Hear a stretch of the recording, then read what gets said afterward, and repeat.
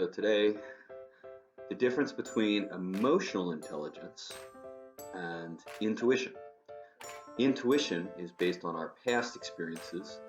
It's something that our past experiences are warning us that there's a possibility of something future bound happening that in the past has caused us pain, or we've seen others have pain by. This is something directly from our own experience that stacks over time. And as such, often, if it's a matter of fear, we can be thinking that it has a higher probability of our intuition being correct, and we may be wise to act upon that. But emotional intelligence is entirely different. Emotional intelligence is about understanding what is true about all humans, such as that all humans are real, they're actual people. Understanding the differences in culture, what are those probabilities that change culture to culture, the differences between how a man is likely to respond versus a woman, differences about how we communicate and our desires and what we want. It's understanding how certain dynamics work, and those dynamics are more like math problems, and that what we have to do is figure out which dynamic we're in. So somebody with high level of emotional intelligence has a high level of understanding of those different dynamics, and you can tell people that have a high level of emotional intelligence because you don't have to tell them very much about what dynamic you're in, if at all, for them to really speak to you in a deep way. And so what happens when people utilize their intuition rather than emotional intelligence to decide what dynamic is happening or that they're in, is that when they focus on their intuition, telling them exactly what's happening, this is definitely happening, they look to behaviors, they look to this or that, and they decide to define what's happening and demand that another party accept what's happening. Now, those things can often make us self-defensive in our recollection of events. It can be that we have to bury somebody improperly, depending on what's at stake, for what we're demanding the other person take our point of view on.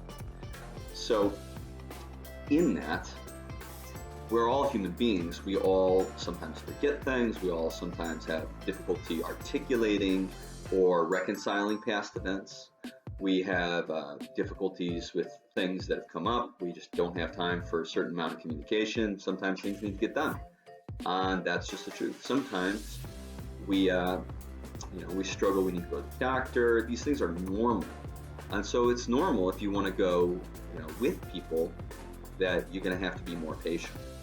And patience, over time, allows whatever we think is happening through our intuition, deciding that this behavior must mean this or that or this or that. And that patience in allowing the other person and their emotional and allowing emotional intelligence to rise, allowing that other person to reveal themselves over time, to allow God to reveal himself, rather than demanding that our point of view be accurate and that people accept it, accept any actions we've taken based on our point of view, is that that emotional intelligence allows us to see our own faults, and it allows us to reconcile them and realize that, when we are diving into our intuition, that we can improperly press upon people things that aren't true about them, but were true about somebody else that we had past experience with. And so because our intuition marked us to, have this fear, have this reaction, we end up blocking or pushing down somebody inappropriately. And that ends up creating this scenario that, ends up more harmful. So it takes a person on the other end of that being patient as well in their response to how somebody is acting out. So it happens in a gossip type situation or a slander, is that, somebody takes their intuition, they say, it's definitely this, definitely that, and They continue to, they go around, tell people behind their backs, whatnot. This is definitely what it is. And, when people start agreeing with that notion and then start treating the other person differently, when they don't have firsthand knowledge, they've accepted false witness as further bearing. So what happens in these types of scenarios is people get buried improperly, which creates a more need for the person who's being buried improperly to either feel they need to either protect themselves and be defensive, or a need for them to be more patient as they walk through greater improperness of other people.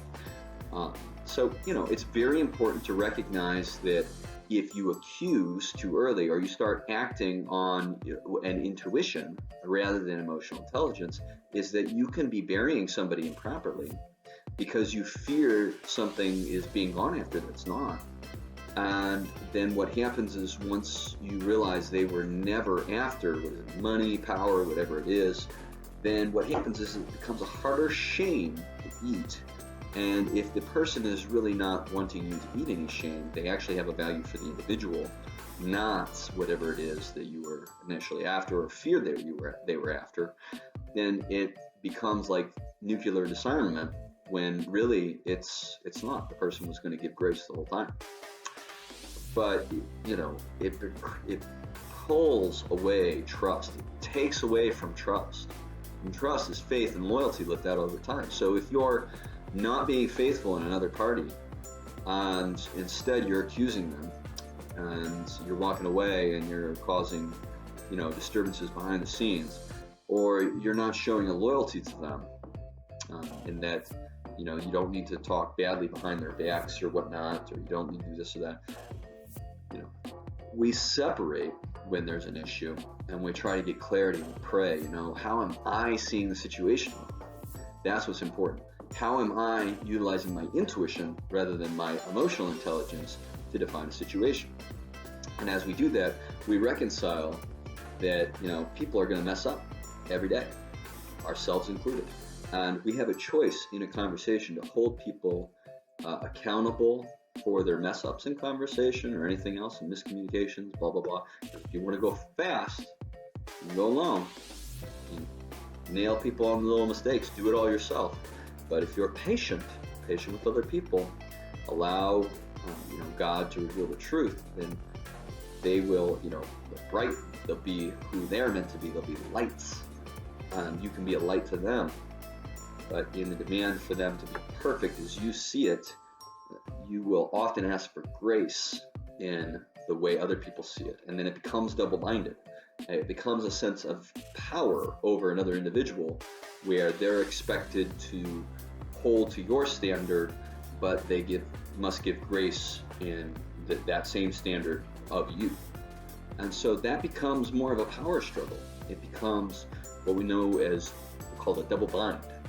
And this type of double bind is usually based on a fear of losing something, whether something usually that we're coveting or holding on too much to, whether it's money, power, a sense of control over certain actions. And what's beautiful is when we reconcile in the depth of relationship, the depth of communication. When one party in a communication is essentially trying to control their environment around them, or control how people think, like, you have to see it my way, otherwise, we can't talk. When or if you have to have the volume in the room a certain level. When people have to control their environment around them, it's usually because what's inside of them is not in control. And so they're looking to control the environment around them. The person that is willing to leave the environment to allow the other person to control their environment, they don't have the same need to return harm for harm. They show themselves as approved, and over time, people can see, and you can relax over time. But you have to allow the truth to rise. And the more you try to defend God, the more somebody tries to, defend that the other party is relying on their intuition rather than their emotional intelligence to define what's going on in a situation. Then what happens is that any tiny reaction or tiny defense, is people use that as justification to further bury. People around who didn't even see the event, getting gossip, use that as evidence or supposed evidence to justify